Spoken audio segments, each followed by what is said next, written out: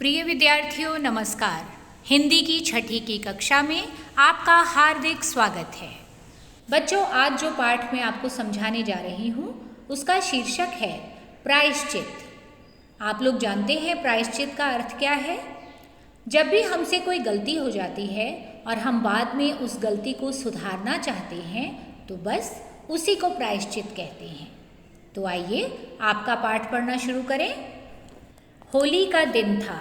बच्चों ने इधर उधर से एकत्र की गई थोड़ी बहुत लकड़ियां गांव के शिवालय के करीब खुले मैदान में शाम हो जाने पर होली में जलाई। बच्चों, शिवालय का अर्थ होता है शिवजी का मंदिर। तो शिवजी के मंदिर के करीब खुले मैदान में बच्चों ने कुछ लकड़ियां जलाई। क्या आप लोग जानते हैं कि होली के त्यौहार के एक दिन पहले लकड़ियां क्यों जलाई जाती हैं? आपने भक्त प्रहलाद की कहानी तो सुनी ही होगी। ऐसा वरदान था कि उसकी बुआ को कोई भी आग जला नहीं सकती थी। तो उसके पिता हिरण्यकश्यप ने प्रहलाद को मारने की योजना बनाई क्योंकि वह अपने पिता को भगवान नहीं मानता था। परंतु भगवान विष्णु की कृपा से होलिका जलकर राख हो गई और प्रहलाद बच गया। तो बच्चों, इसी की याद में होली के त्यौहार पर लकड़ियां अग्नि में जलाई जाती हैं। आग की लपटें अधिक ऊंची नहीं उठ रही थी। बच्चों के चेहरों पर इसलिए उत्साह नजर नहीं आ रहा था। गोपू ग्वाले की कुटिया के पिछवाड़े गोबर के उपलों का ढेर लगा हुआ था। बच्चों, उपले किसे कहते हैं जानते हो?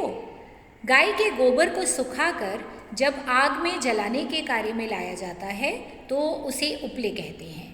तो गोपू ग्वाला तो बेचारा उपलों को बेचकर अपना जीवन यापन करता था, लेकिन बच्चों को पता था कि उसके घर में उपलों का ढेर लगा हुआ था। गोपू घर पर नहीं था। वह उपले बेचने पास के शहर गया हुआ था और अभी तक लौटा न था। शरारती बुधवा को गोपू के उपले सहसा याद हो आए। आज दोपहर पाठशाला से घर लौटते हुए भी उसने ग्वाले की कुटिया के पिछवाड़े उपलों के ऊंचे ऊंचे ढेर देखे थे। उसने अपने मन की बात मित्रों से कही तो सभी सहमत हो गए। गोपू की कुटिया के पिछवाड़े पहुंचते बाल मंडली को देर न लगी। कुछ लड़के जल्दी जल्दी उपले बटोरने लगे तो कुछ उन एकत्र किए गए उपलों को शिवालय के करीब जल रही होली की आग को समर्पित करने में तल्लीन हो गए, यानी मग्न हो गए। तेजी से जलते उपलों को देख सब खुशी से नाचने गाने लगे। गोपू थका हुआ शहर से लौटा तो खा पीकर कुटिया के भीतर सो गया। दूसरे दिन रंग पंचमी थी, यानी रंगों का त्यौहार था। सोकर उठते ही वह मन ही मन बोला, काश आज ज़्यादा उपले अगर बिक जाएं तो अच्छे पैसे हाथ आ जाएंगे और पास के गांव जाकर वह भी अपने सगे संबंधियों के संग होली मना आएगा। बच्चों, सगे संबंधी कहते हैं रिश्तेदारों को। वह नहा धोकर और चाय पीकर खाली टोकरी हाथ में लिए उपले बटोरने पिछवाड़े आया तो मैदान साफ नजर आया। बच्चों, मैदान साफ नजर आना एक मुहावरा है जिसका मतलब है सब कुछ गायब हो जाना। वह बोला, हाय, मैंने किसका क्या बिगाड़ा था जो इतनी मेहनत से बनाए गए मेरे ढेर सारे उपले यूं गायब कर दिए गए। वह सीधे गांव के मुखिया जी के घर पहुंचा और नैनों से गंगा जमुना बहाते हुए अपनी आप बीती सुनाने लगा, यानी बुरी तरह रोने लगा। मुखिया जी बोले, तुम चिंता न करो, तुम्हें ज़रूर न्याय मिलेगा। गोपू के घर से जाने के बाद उन्होंने दिमाग दौड़ाया और मन ही मन बोले, यह सारी करतूत ज़रूर गांव के इन शरारती बच्चों की ही है।